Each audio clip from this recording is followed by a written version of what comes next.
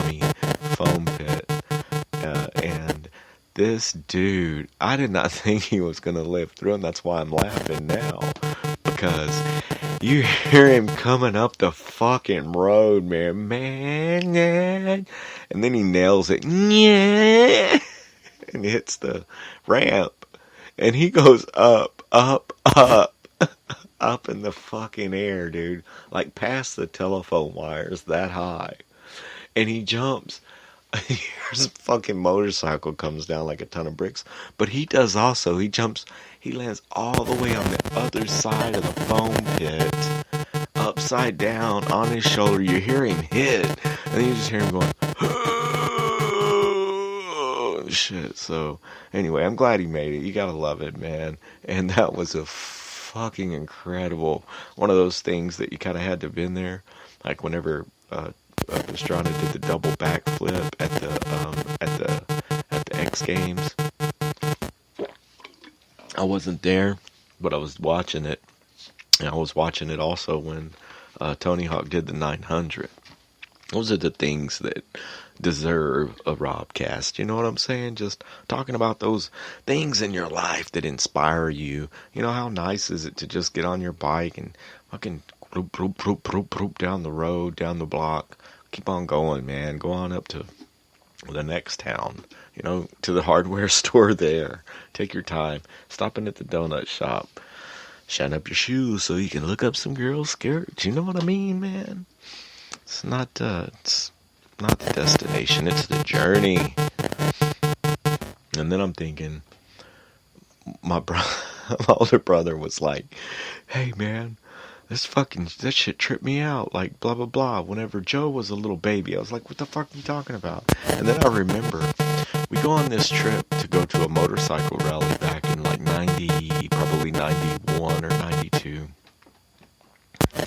And my nephew Joe was probably less than a year. He was like 8 or 9 months old, 6 months old, 8 months old, something like that. And my brother-in-law KJ is on his a big dressed out Goldwing. Yeah, he had a big dressed out Goldwing. My brother had a big dressed out Goldwing. Pretty much everyone else had Harleys, and of course I didn't have a motorcycle at the time. And I tried to buy one at the motorcycle rally at the local dealership, and I didn't have the down payment. Which is good, because I was trying to buy a crotch rocket for my very first bike, a GSXR, and probably would have been the greatest first bike for me for on the street. I ended up getting first bike on the street was a liter bike, so we'll get into that another day. So anyway, guys, my brother's like, yeah, we're on the highway. We pull over into the fucking place to, get something to drink or whatever my sister has, of like the van, and that's where she like makes some sandwiches or whatever at the rest stop. And he said whenever we took off to go back out on the highway, we got my brother-in-law on the Goldwing, my sister on the back of the Goldwing, and then on the tour pack, strapped behind her backwards with bungee straps, is my nephew in his car seat at 6 or 8 months old. Literally fucking bungee strap with 2 bungee straps in a car seat backwards behind my sister on the tour pack of this Goldwing. And my brother was like, man, I was so fucking nervous that this bungee strap was going to break. This kid was going to bounce down the highway. I was going to run the fuck over him or something. And he said the whole time they were just fucking listening to the radio. He said I was behind them, and then our stepdad on the Harley was in front of them, and another bike behind my brother. Other bikes, I'll of course pick up bikes on the way. But yeah, he said that, yeah, my sister was just like fucking stuffing snacks and handing this kid drinks and shit, just handing them back to him, So I guess maybe he was a year old or so. She was just fucking like handing him crackers and shit. She couldn't see him. He said she would just lean around and bend around and give him a fucking cracker or his sippy cup. And yeah, they fucking drove all the way, like halfway to fucking Austin, Texas like that. And that's I guess from here to Austin's about 3.5, 4 hours. So yeah, that's pretty nuts. You know? Oh, fucking KJ. You gotta love him, man.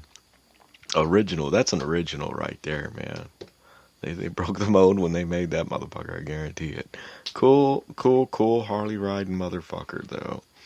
He's got a 1929 Harley Davidson that he keeps in his den. So mad respect, KJ.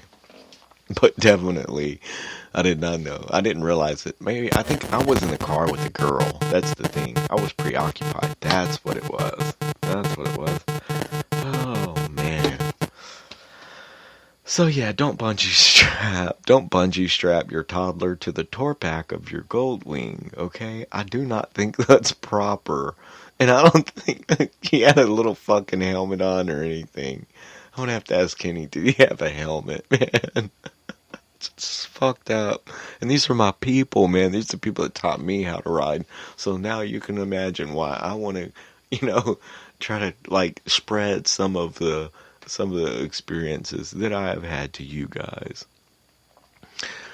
And just talking a little bit about motorcycle stories too. Last but definitely not least, I had a customer bring me a motorcycle once. It was CBR 600, an F4. He's a pretty big dude. He brings me the bike and he said, Hey zombie man, my motorcycle be shocking me, man. I said, what do you mean?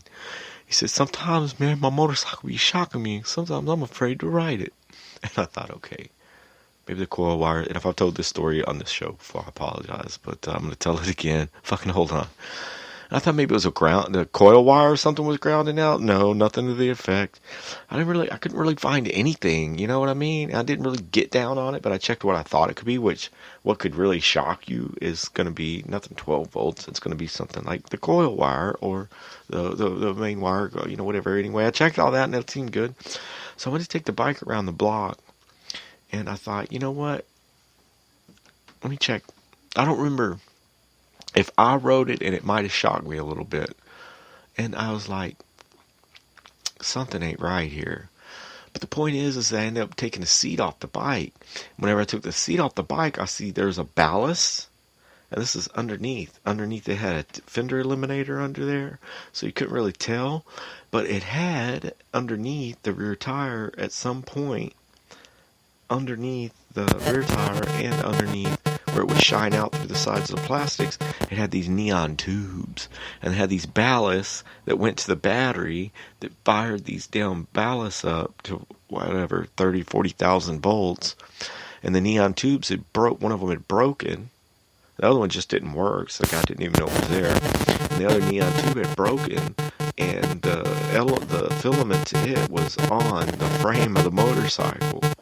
So that whenever you would actually, like say he was a pretty big dude, so whenever his skin or whatever would touch the metal on the frame of that F4i, right there around his leg, or that one bolt that it was jolting out to, that head of that one screw, it would light him the fuck up 30 or 40,000 volts, just shocking the shit out of him. So no wonder his motorcycle would be shocking him. But I was like, man, what? I couldn't find anything wrong with the coil wires. Anyway, so yeah.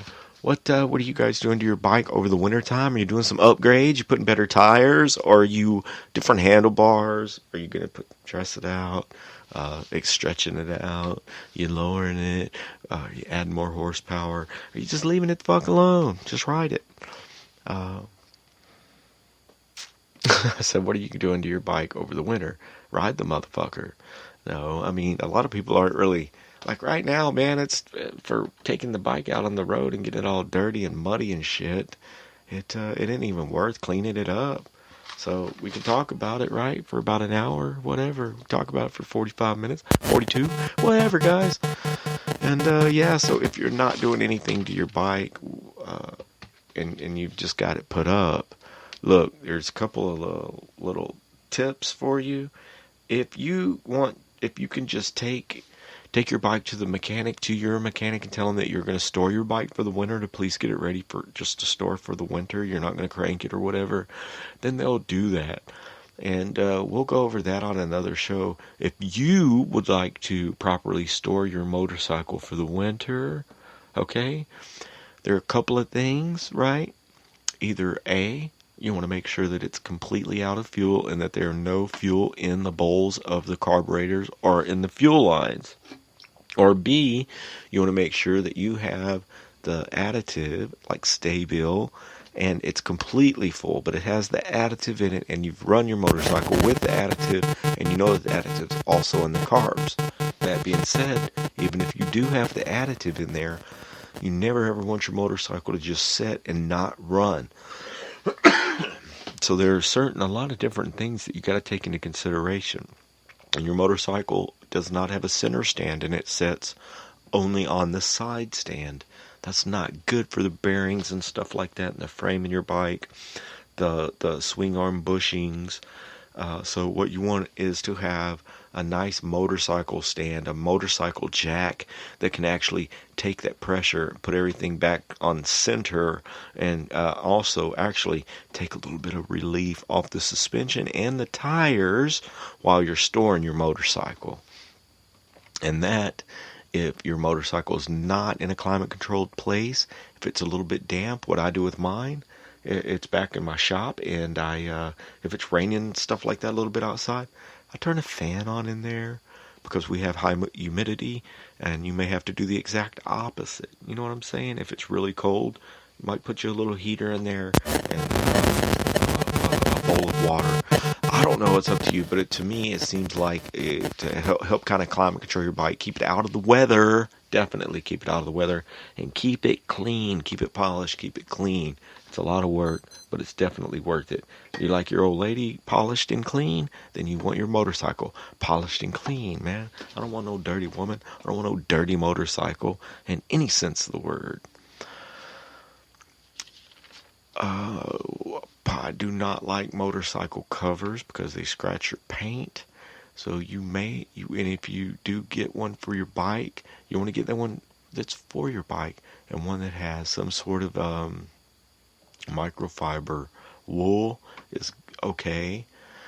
And but really, if you're covering your bike just because it's outside, then I would say, for what you're going to spend on a cover, man, just get you a little tool shed. Buy you one of those put it together tool sheds to put your bike in or something, because if that's your investment is motorcycle and you're going to keep it under the awning or whatever, man, I don't recommend it. You got to have a safe, nice, dry spot to keep your bike, because that oxidization is what really is going to mess things up. So if you do choose to drain all of the gas out of your bike, you still, however, want to lubricate the upper cylinder. And you also I would like you to, yes, turn the motor over. Either put it in gear and turn it over with the back tire, being that it's up off of its tires. Switch it through its gears so that the oil goes all around the clutch basket. You know what I mean? Because whenever all the oil is sitting down at the bottom of the crankcase, let's say for 2 or 3 months over the winter, then the top part of your clutches and your clutch basket are not getting any oil, and they're going to start to stick together, and that causes your clutches to not function properly. It could cause some major damage. It definitely can. Anyway, so you want to roll the engine over. At least, like, let's say I have a dirt bike that I don't ride. But I go in there, I take the plug out, and also plug your exhaust pipes, right? If you know the intake, where the air intake goes into your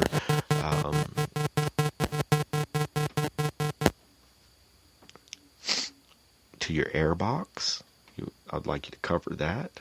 Just cover it real good with some duct tape. You want to make a note of these things too, because you're going to have to undo this at the end of the winter time. If you are if